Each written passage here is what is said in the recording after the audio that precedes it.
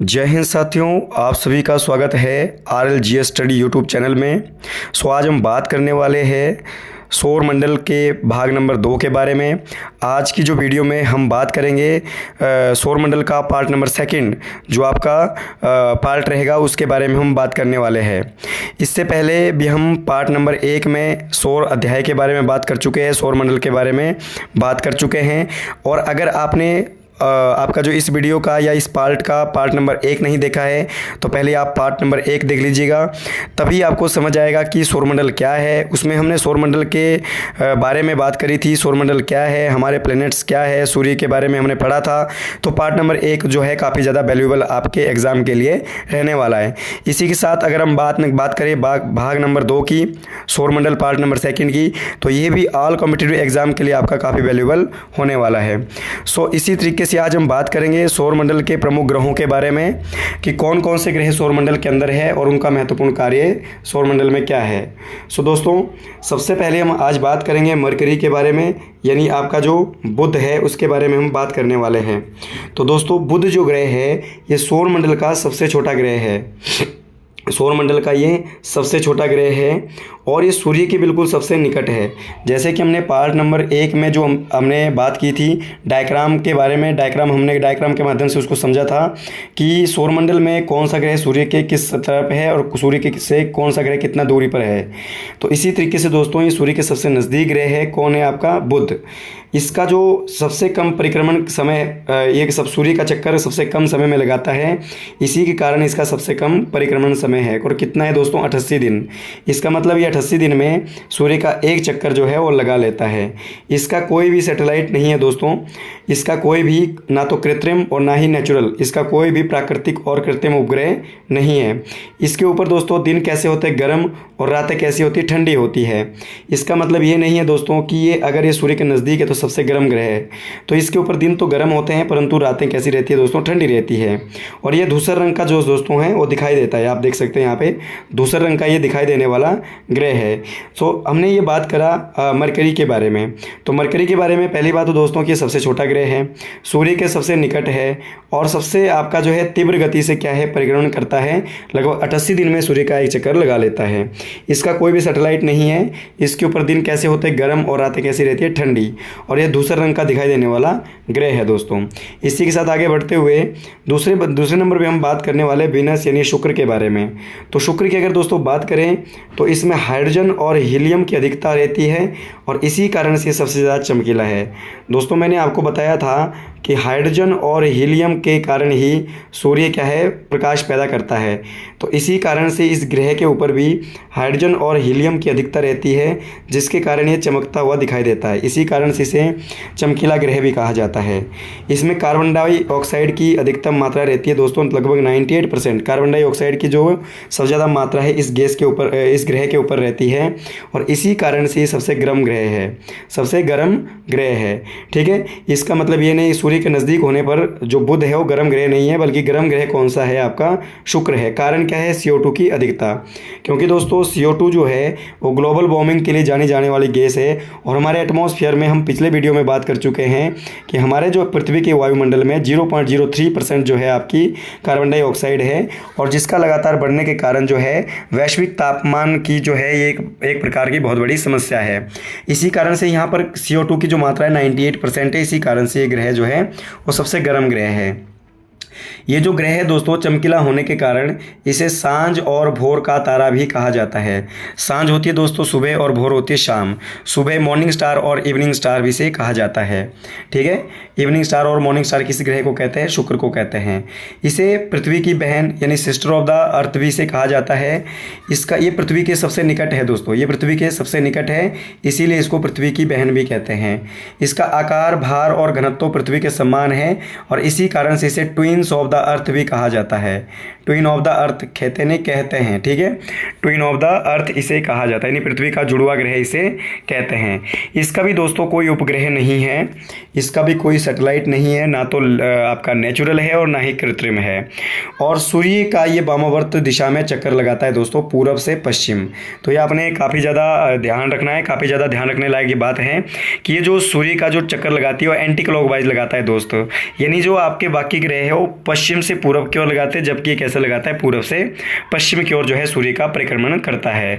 तो सबसे पहले दोस्तों हमने इसमें बात की कि इसमें जो सबसे ज़्यादा हाइड्रोजन और हीलियम होने के कारण ये सबसे चमकीला ग्रह है, कार्बन डाइऑक्साइड होने के कारण ये सबसे गर्म ग्रह है, और सबसे चमकीला होने के कारण इसे मॉर्निंग स्टार, इवनिंग स्टार कहा जाता है, और पृथ्वी का सबसे निकट ग्रह है और इसे पृथ्वी की बहन भी कहा जाता है।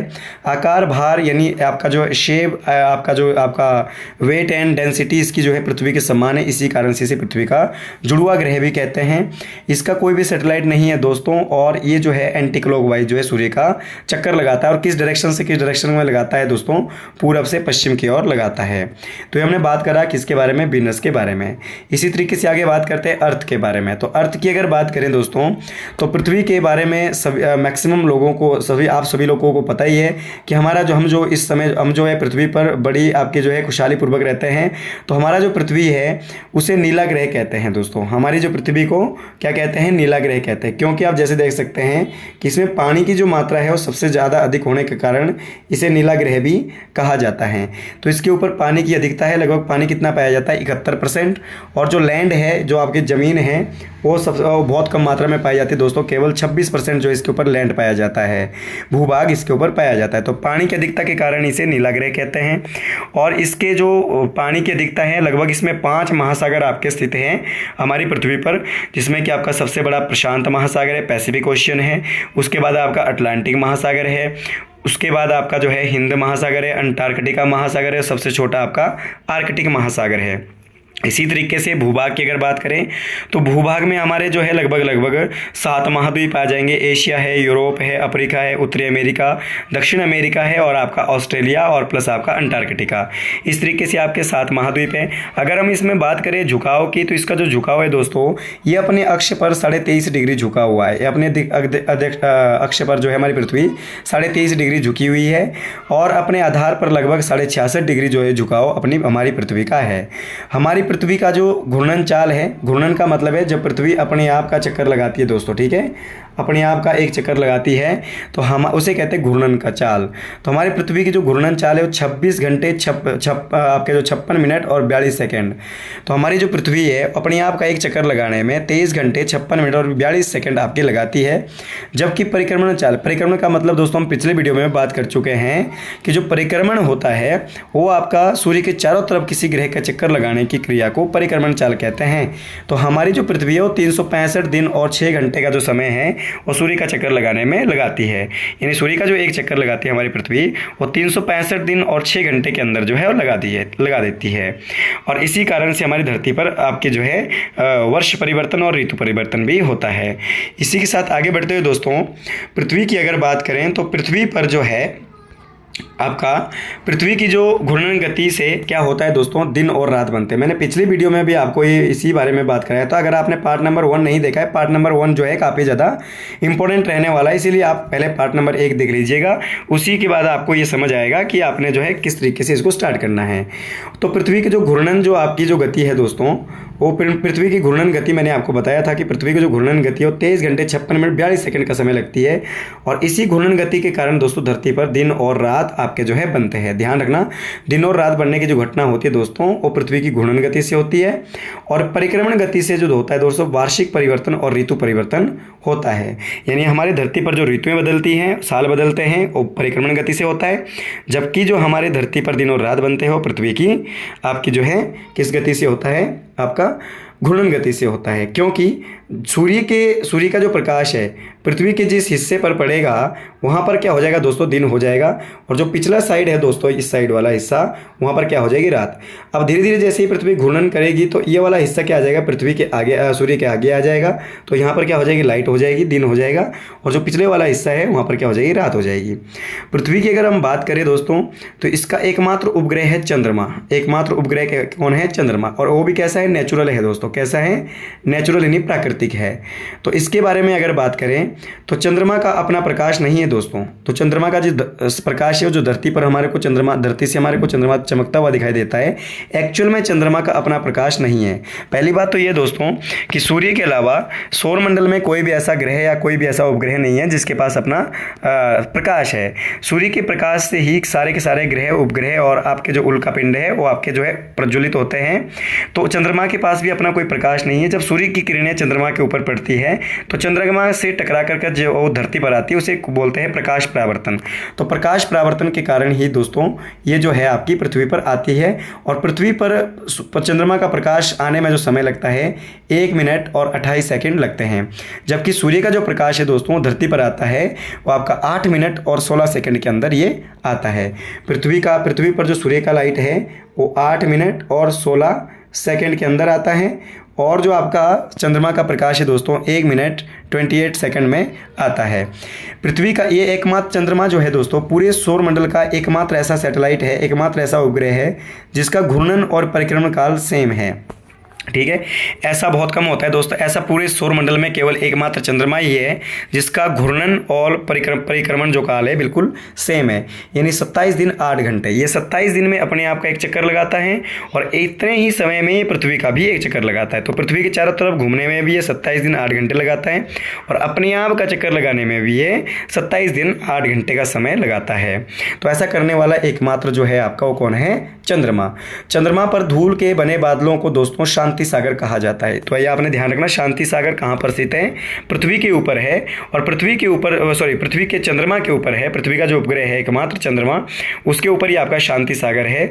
परंतु ये जो शांति सागर है दोस्तों ये धूल से यानी डस्ट ऑफ क्लाउड्स यानी धूल से बने बादलों को शांति सागर यहाँ पर कहा जाता है।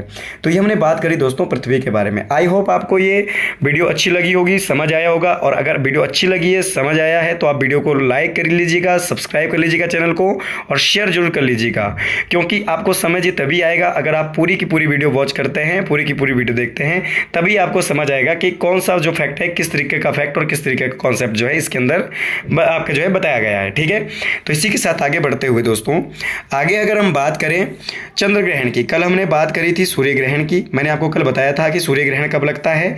सूर्य ग्रहण के बारे में हम पार्ट नंबर 1 में बात कर चुके हैं। आज हम बात कर रहे हैं चंद्र ग्रहण के बारे में। तो दोस्तों चंद्र ग्रहण कब लगता है? जब सूर्य के चारों तरफ कौन घूमता है दोस्तों? पृथ्वी घूमता है। और पृथ्वी के चारों तरफ कौन चक्कर लगाता है? चंद्रमा लगाता है। ठीक है, पृथ्वी के चारों तरफ कौन चक्कर लगाता है? चंद्रमा। और आपका जो पृथ्वी किसका चक्कर लगाता है दोस्तों? पृथ्वी किसका चक्कर लगाता है? पृथ्वी लगाता है सूर्य का चक्कर। जैसे कि आप यहाँ पर देख सकते हैं कि जो आपका पृथ्वी है वो किसका चक्कर लगा रहा है दोस्तों? वो किसका चक्कर लगा रहा है? सूर्य का चक्कर लगा रहा है। ठीक है, सूर्य का चक्कर लगा रहा है। तो अगर आपसे पूछा जाए कि पृथ्वी जो है इस तरीके से किसका चक्कर लगा रहा है दोस्तों? सूर्य का चक्कर लगा रहा है। और इसी तरीके से जो ये चंद्रमा है ये भी किसका चक्कर लगा रहा है? आपका पृथ्वी का चक्कर लगा रहा है। तो पृथ्वी किसका चक्कर लगा रहा है? सूर्य का। और चंद्रमा किसका चक्कर लगा रहा है? ये आपका मून है यहाँ, ये आपका अर्थ है, और ये आपका सन है। ठीक है, तो जब घूमते घूमते पृथ्वी इस डायरेक्शन में आ जाए यहाँ पर, और इसी तरीके से चंद्रमा जो है पृथ्वी का चक्कर लगाते लगाते जो है वो इस डायरेक्शन में आ जाए, यहाँ पर आ जाए, यानी बीच में कौन है? पृथ्वी। किसके बीच में है? मून और सन के बीच में। ठीक है, मून और सन के बीच में हमारी पृथ्वी आ जाए तो पृथ्वी को जो छाँव है दोस्तों वो चंद्रमा पे पड़ जाती है। यहाँ पर पृथ्वी की जो परछाई है वो चंद्रमा पे पड़ जाती है, और जो सूर्य की किरणें हैं वो पृथ्वी अपने आप में रोक लेती है। जैसा कि आप यहाँ देख सकते हैं दोस्तों कि जो आपकी पृथ्वी की जो सूर्य की जो किरणें हैं वो चंद्रमा पर ना पहुंचने की वजह क्या है? पृथ्वी। ठीक है, क्योंकि मैंने कहा था कि चंद्रमा के पास अपना कोई प्रकाश नहीं है, चंद्रमा के पास अपना कोई प्रकाश नहीं है। तो जो सूर्य की जब पृथ्वी बीच में आ जाती है यहाँ पर, और यहाँ कौन रह गया दोस्तों? चंद्रमा। ठीक है, तो जो किरणें यहाँ पर चंद्रमा पर पड़नी थी सूर्य की, वो बीच में कौन खपत कर रहा है दोस्तों? वो पृथ्वी कर रहा है। और इसी कारण से पृथ्वी की परछाई किसके ऊपर पड़ रही है? चंद्रमा के ऊपर पड़ रही है। और इसी कारण से हम धरती से चंद्रमा को नहीं देख पाते, और इसी कारण से वो हमें इस प्रकार का दिखाई देता है। इसी को कहते हैं दोस्तों चंद्र ग्रहण। तो ध्यान रखना, चंद्र ग्रहण कब लगता है? जब सूर्य और चंद्रमा के मध्य पृथ्वी आ जाए, जब सूर्य और चंद्रमा के बीच में पृथ्वी आ जाती है तब लगता है चंद्र ग्रहण। ध्यान रखना, जब इक्वेशन क्या बने? सन, अर्थ एंड मून। जब मून और सन के बीच में कौन आ जाती है? पृथ्वी आ जाती है, तभी आपका दोस्तों क्या लगता है? तो आपका चंद्र ग्रहण लगता है। इसी के साथ आपने एक और चीज़ ध्यान रखनी है, यहाँ पर दोबारा मैं आपको बता देता हूँ कि जो आपका सूर्य ग्रहण है वो कब लगता है। तो दोस्तों यही आपके जो है कंडीशन है सूर्य ग्रहण की, कि जब यहाँ पर सूर्य हो जाए और यहाँ पर कौन आ जाए दोस्तों? मून आ जाए। मून मतलब ये जो चीज़ है वो यहाँ पर आ जाए। ठीक है, और यहाँ पर क्या हो जाए, अर्थ हो जाए, तब लगता है सूर्य ग्रहण। जब चंद्रमा पृथ्वी और सूर्य के बीच में आ जाए तब लगता है सूर्य ग्रहण। और जब इक्वेशन क्या बने कि सूर्य और चंद्रमा के बीच में पृथ्वी आ जाती है तब लगता है चंद्र ग्रहण। तब क्या लगता है दोस्तों, चंद्र ग्रहण लगता है। तो आई होप आपको ये चंद्र ग्रहण और सूर्य ग्रहण के बारे में समझ आ गया होगा। तो इसी के साथ आगे बढ़ते हैं। आगे हम अगला जो प्लेनेट है वो बात कर रहे हैं मंगल के बारे में, यानी मार्स के बारे में। तो मार्स के बारे में अगर देखा जाए तो मंगल जो है दोस्तों, इसे लाल ग्रह कहा जाता है। कारण क्या है, फेरिक ऑक्साइड। फेरिक ऑक्साइड की अधिक मात्रा होने के कारण, फेरिक मतलब आयरन की मात्रा, आयरन की जो मात्रा है वो अधिक होने के कारण ये कैसा दिखता है दोस्तों, वो लाल दिखता है। कैसा दिखता है, लाल दिखता है। कारण क्या है लाल दिखने का, आयरन ऑक्साइड की अधिकता। इसके ऊपर जीवन की संभावना है। पृथ्वी के बाद ये एकमात्र ऐसा ग्रह है दोस्तों जिसके ऊपर जीवन की संभावना बताई जाती है, क्योंकि भारत ने 2013-14 में, भारत ने सन 2013-14 में एक मंगलयान मिशन, MOM जो मिशन है वो मंगल पर भेजा था, जिसने ये पता लगाया दोस्तों कि आपका मंगल पर जो है जीवन की संभावना हो सकती है। तो पृथ्वी के बाद अकेला एकमात्र ऐसा ग्रह है जिसके ऊपर जीवन की संभावना बताई जा सकती है, या फिर आपकी जो है की जा सकती है।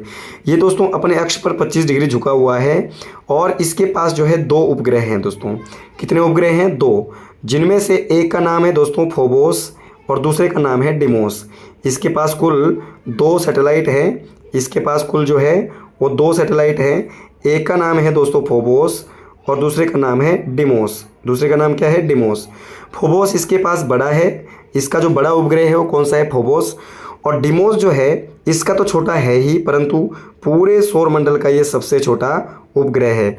तो सौरमंडल का सबसे छोटा उपग्रह किस ग्रह पर स्थित है दोस्तों, तो उसका आंसर आ जाएगा मंगल। क्या आ जाएगा, मार्स। क्लियर। ओलंपिस मैसी या ओलिम्पस मैसी ये सौरमंडल का सबसे ऊंचा पर्वत है जो मंगल पर स्थित है। तो ओलिम्पस जो मैसी है ये माउंटेन है दोस्तों, माउंटेन क्या है, पर्वत है। लगभग माउंट एवरेस्ट से 3 गुना ऊंचा है दोस्तों। माउंट एवरेस्ट की हाइट कितनी है, 8,848.86 मीटर, ये माउंट एवरेस्ट की हाइट है।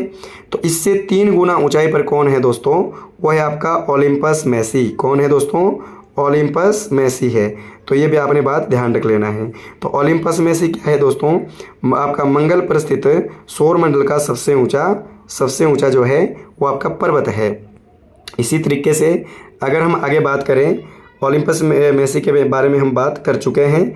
अगर हम आगे बात करें निक्स ओलंपिया की, तो निक्स ओलंपिया सौरमंडल का सबसे सक्रिय ज्वालामुखी है। सबसे एक्टिव जो है वो ज्वालामुखी है। सबसे ज़्यादा एक्टिव वोल्केनो जो है पूरे सौरमंडल का वो कौन सा है, निक्स ओलंपिया। दोस्तों पृथ्वी का सबसे सक्रिय ज्वालामुखी कौन सा है, वो है किलायू। और भारत का सबसे सक्रिय ज्वालामुखी कौन सा है, वो है बैरन। ये भी हम पिछले वीडियो में बात कर चुके हैं। ज्वालामुखी से संबंधित, घास के मैदानों से संबंधित, एग्रीकल्चर से रिलेटेड और लॉन्गिट्यूड लैटिट्यूड से रिलेटेड जो है तमाम हम जो है ज्योग्राफी के सेक्शन की जो वीडियो है यहाँ पर बात कर चुके हैं। अगर आप चाहे तो चैनल को सब्सक्राइब करके, लाइक करके, इसमें जो है शेयर करके, इसमें आप क्या है इन टॉपिक्स को देख सकते हैं जो आपके एग्जाम के लिए काफ़ी ज़्यादा वैल्यूबल और इंपॉर्टेंट होने वाले हैं। तो दोस्तों अगर आपने चैनल को सब्सक्राइब नहीं किया है तो आप एक बार सब्सक्राइब कर लीजिएगा, आपका जो है शेयर कर लीजिएगा, लाइक कर लीजिएगा और अपने जो डाउट्स हैं उनको कमेंट बॉक्स में ज़रूर लिख के आपका जो है लिख लीजिएगा। इसी तरीके से वीडियो को हम यहीं पर एंड करेंगे। अगला जो इसका पार्ट 3 है, अगले जो हमारे पास प्लैनेट बचे, आज हमने बात किया आपका mercury, Venus, earth and Mars. ठीक है, आपका जो है mercury, Venus, earth and Mars के बारे में आज हमने बात किया। बुध, शुक्र, पृथ्वी और आपका मंगल और चंद्रमा के बारे में और चंद्र ग्रहण के बारे में आज हमने इस वीडियो के अंदर बात की है। अगला जो टॉपिक, अगले जो प्लेनेट बचे आपका बृहस्पति, शनि, अरुण और वरुण। ठीक है, यानी आपका जुपिटर, सैटर्न, यूरेनस और नेपच्यून जो आपके अगले जो प्लेनेट है वो हम अगली वीडियो में बात करेंगे पार्ट नंबर 3 में, और जल्द ही आपके बीच में उसको लेकर आएंगे। तब तक आपके लिए इसी के साथ जो है जय हिंद, जय हिमाचल, जय भारत।